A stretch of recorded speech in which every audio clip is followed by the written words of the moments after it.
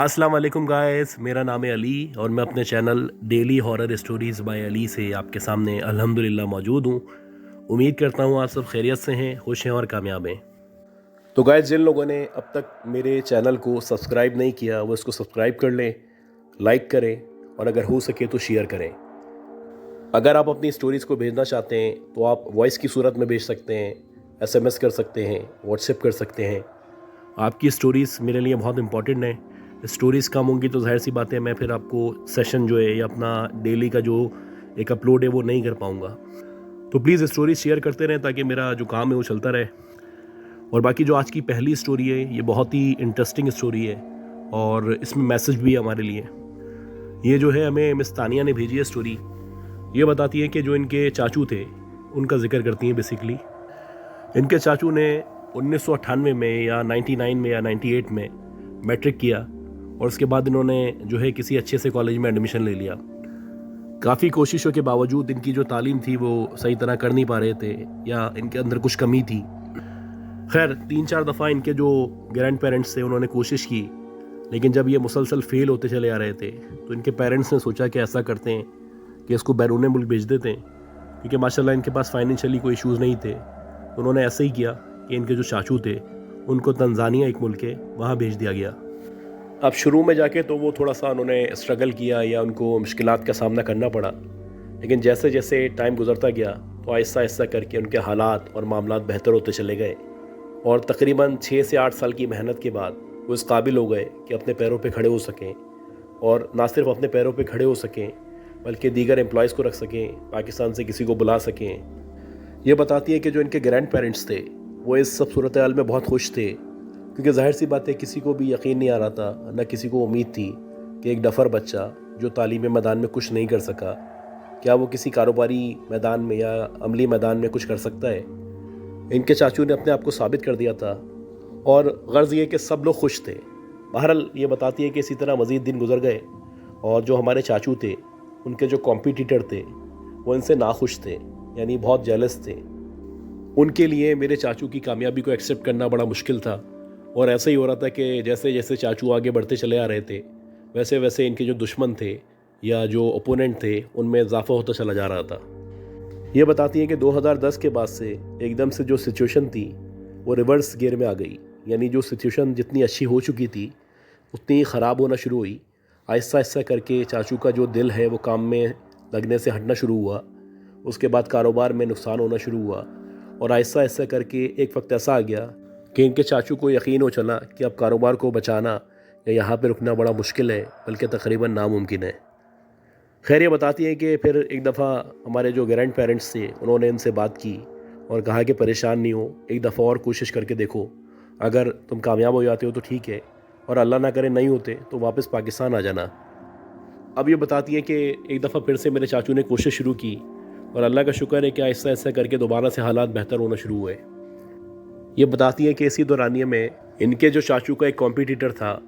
उससे बाकायदा इनकी बहस हो गई और बहस होने के बाद बाकायदा लड़ाई शुरू हो गई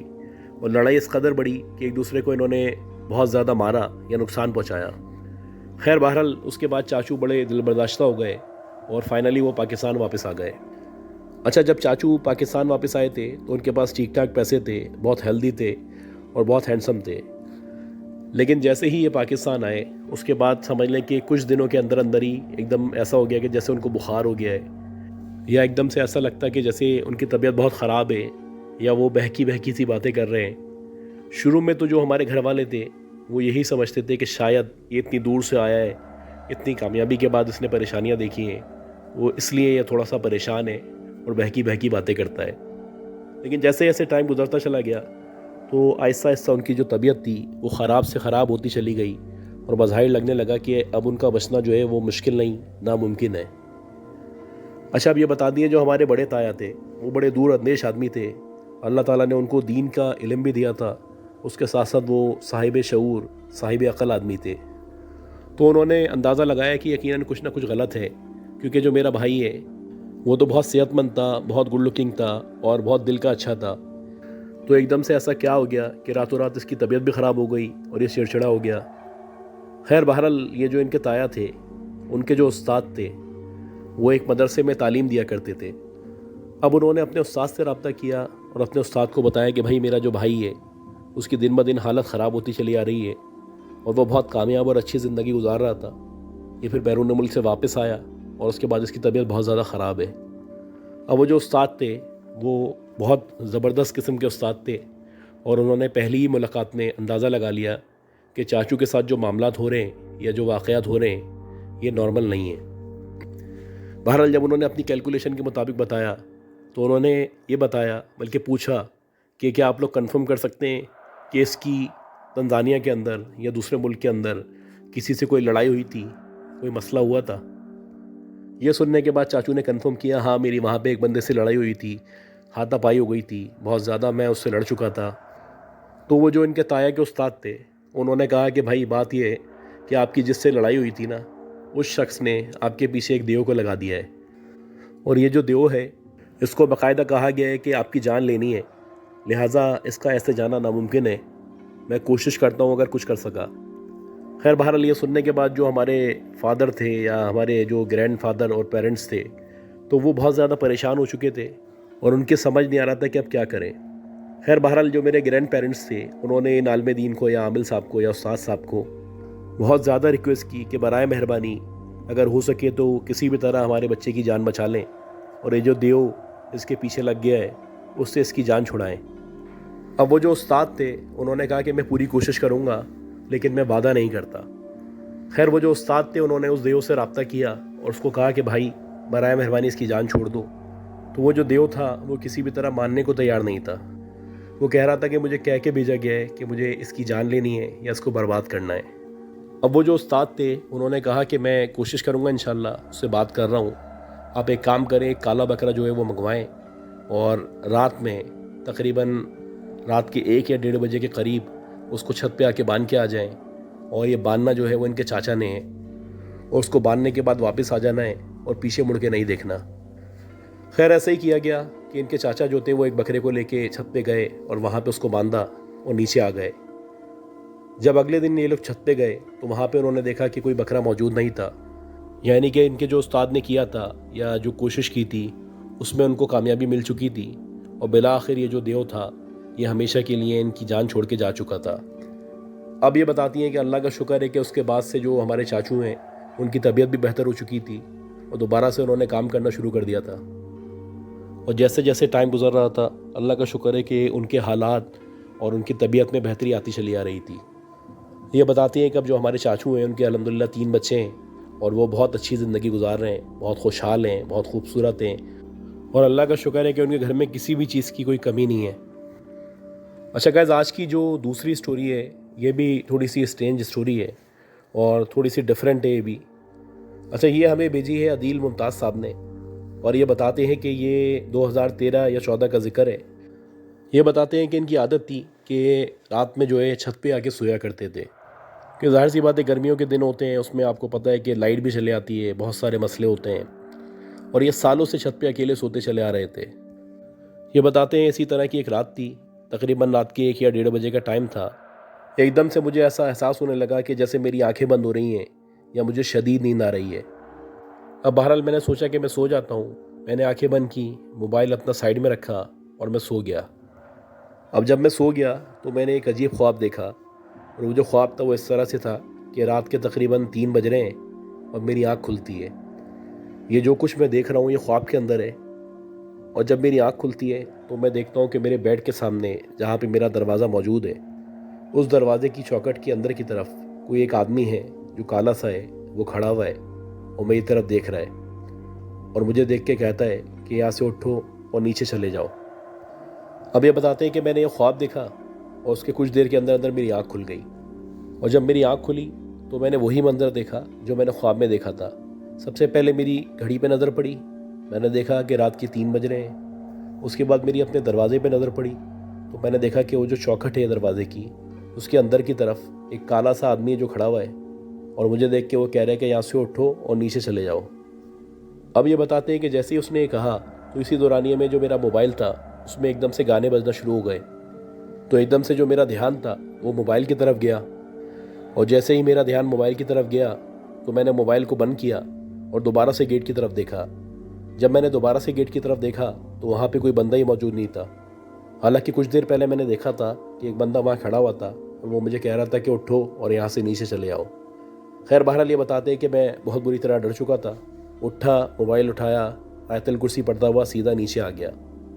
جب میں نیچے آیا تو میری والدہ جو ہے وہ جاگ رہی تھی. میں ان کے پاس لیٹ گیا اور سو گیا. اب یہ بتاتے ہیں کہ صبح جب میری آنکھ کھلی تو میں نے اس سب چیز پہ یا اس خواب پہ غور کیا تو مجھے یاد آیا کہ میں نے کیا خواب دیکھا تھا اور میں نیچے کیوں آیا تھا. اس کے بعد مجھے یہ یاد آیا کہ میں نے جو اپنے موبائل میں گانے بج رہے تھے ان کو بند کیا تھا. اب جیسے ہی مجھے یہ خیال آیا کہ میں نے جو موبائل میں گانے لگے ہوئے تھے ان کو بند کیا ہے تو مجھے ایک دم سے یاد آیا کہ جو میرا موبائل ہے یہ تو سادہ والا موبائل ہے،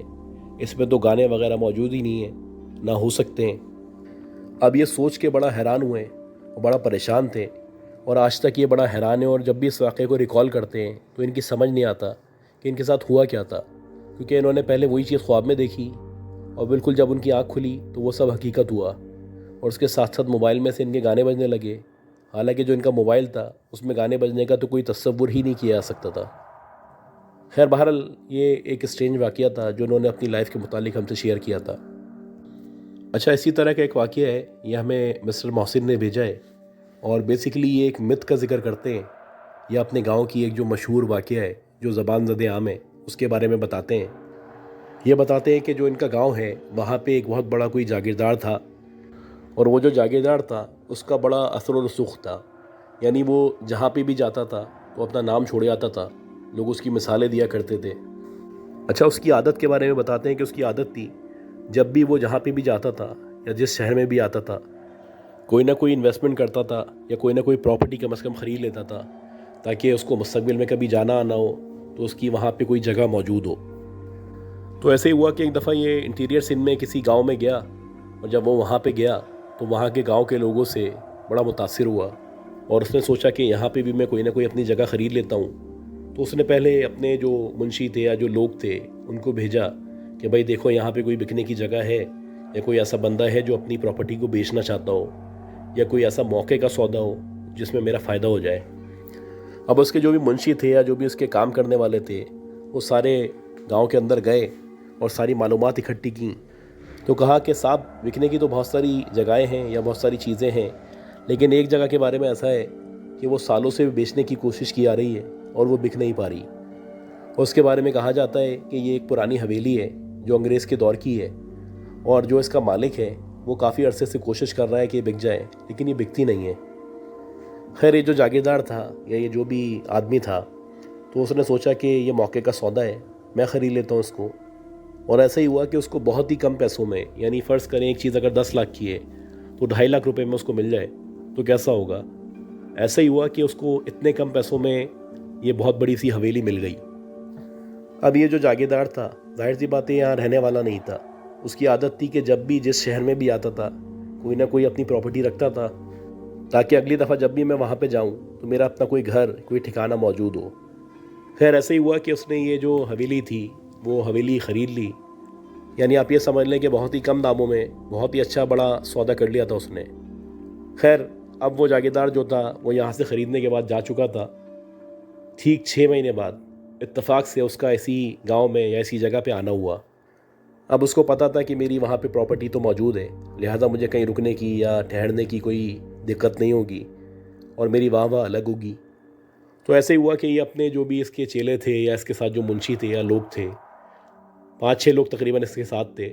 ان کے ساتھ یہ اس حویلی کے اندر چلا گیا. خیر رات کا ٹائم تھا، اس کی اپنی پراپرٹی تھی، یہ جب آئے جب جائے کوئی اس کو روکنے والا نہیں تھا.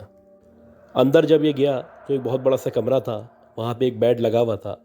تو اس نے سوچا کہ یہ جو رات ہے میں یہیں پہ گزاروں گا. اب حویلی کا جو ماحول تھا، چاروں طرف کمرے موجود تھے، بیچ میں ایک صحن تھا، اور وہ جو صحن تھا اس کے درمیان میں بظاہر ایسا لگ رہا تھا کہ گئے وقتوں میں شاید کوئی پیڑ رہا ہوگا اس کی، کیونکہ صرف جو ہے وہ بنیاد موجود تھی اور باقاعدہ اوپر کا جو حصہ تھا وہ کٹا ہوا تھا. خیر بہرحال یہ گیا، فریش وغیرہ ہوا اور اس کے بعد یہ لیٹ گیا. تو ایک دم سے اس کو محسوس ہوا جیسے کوئی گنگنا رہا ہے. جیسے عام طور پہ آپ کو پتہ ہے کہ کچھ گنگناتے ہیں یا ناک سے کوئی آواز نکالتے ہیں یا کوئی چیز آپ کے زیر لب چل رہی ہوتی ہے تو اس کی جو ایک آواز کریٹ ہوتی ہے، اس طرح کی ایک آواز اس کو آنے لگی. اچھا، پہلے یہ کافی دیر تک غور کرتا رہا کہ ہو سکتا ہے کہ میرا وہم ہو، یا میں نیند میں ہوں، یا میں خمار میں ہوں تو مجھے ایسا محسوس ہو رہا ہے۔ یہ کروٹیں بدلتا رہا، کوشش کرتا رہا کہ سو سکے۔ جیسے تیسے کر کے اس کی ہلکی سی آنکھ لگی، یہ غنودگی میں چلا گیا، اور پھر دوبارہ سے اس کو محسوس ہونے لگا جیسے کوئی گنگنا رہا ہے، یا جیسے کچھ زیر لب پڑھتے ہیں، کچھ پڑھ رہا ہے، یا کچھ عجیب سی زبان میں کہہ رہا ہے یا کہنا چاہ رہا ہے۔ اب یہ اٹھ کے بیٹھ گیا۔ اب یہ سوچنے لگا کہ یہ جو بھی ہے، اگر کوئی میرا ملازم ہے تو اس کو سزا دوں گا، کہ یہ کوئی ٹائم تھوڑی ہے گنگنانے کا یا کچھ کہنے کا، یہ تو سونے کا ٹائم ہے۔ خیر، یہ اٹھ کے کھڑا ہو گیا، چاروں طرف دیکھنے لگا۔ کمرہ بہت بڑا سا تھا، کچھ آدھا کمرہ تھا۔ یہ چاروں طرف نظر دوڑانے لگا، اور اس کو کہیں سے پھر پتہ نہ چل سکا کہ آواز آ کہاں سے رہی ہے۔ اب جب تیسری بار آواز آنا شروع ہوئی تو اس نے سوچا کہ میں اس کے پیچھے جاتا ہوں اور چیک کرتا ہوں کہ آواز آ کہاں سے رہی ہے۔ اور یہ اس کو فالو کرتے کرتے ایسا لگنے لگا کہ جیسے جیسے یہ پیچھے چل رہا ہے تو وہ جو آواز ہے، یا وہ جو شخص ہے، یا وہ جو عورت ہے جو گنگنا رہی ہے، یا زیر لب کچھ کہہ رہی ہے، یا کچھ لبوں کی جنبش کر رہی ہے، وہ آگے بڑھتی چلی آ رہی ہے۔ یعنی یہ آپ سمجھ لیں کہ اگر اس کو اپنے لیفٹ سائڈ سے آواز آ رہی تھی تو یہ اس طرف چلنا شروع ہوا، اور جیسے ہی یہ وہاں پہ پہنچا تو ایسا لگنے لگا کہ رائٹ سائڈ سے آواز آ رہی ہے۔ یہ پھر آگے بڑھا، پھر آواز آگے بڑھتی چلی گئی۔ اس طرح کر کے تقریباً اس نے پوری حویلی کا چکر لگا لیا، اور اس نے یہ دیکھ لیا، یقین دہانی کر لی کہ جو اس کے چیلے ہیں، یا اس کے جو منشی ہیں، یا جو اس کے نوکر ہیں، وہ سارے کے سارے سو رہے ہیں۔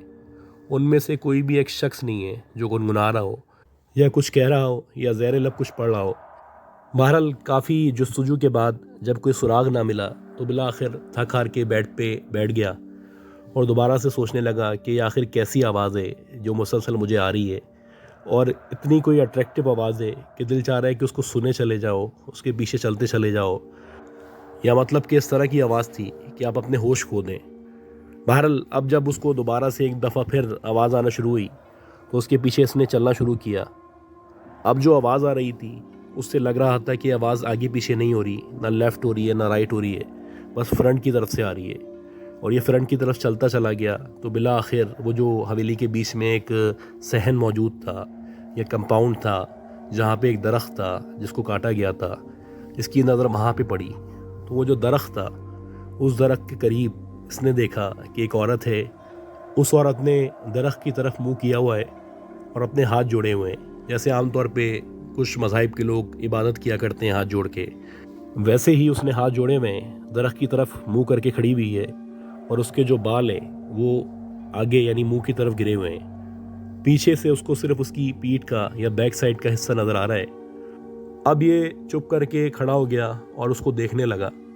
شاید یہ جو آواز تھی، یا یہ جو سرور تھا، یہ جو جنبش تھی، یہ اس کے اندر اس قدر کھو چکا تھا کہ اس کے ہوش و حواس میں بھی نہ تھا کہ آخر یہ کون عورت ہے جو اندر کسی بھی طرح آ ہی نہیں سکتی، یہاں پہ آ بھی گئی ہے اور آنے کے بعد گنگنا رہی ہے، یا کچھ پڑھ رہی ہے، یا کچھ بول رہی ہے۔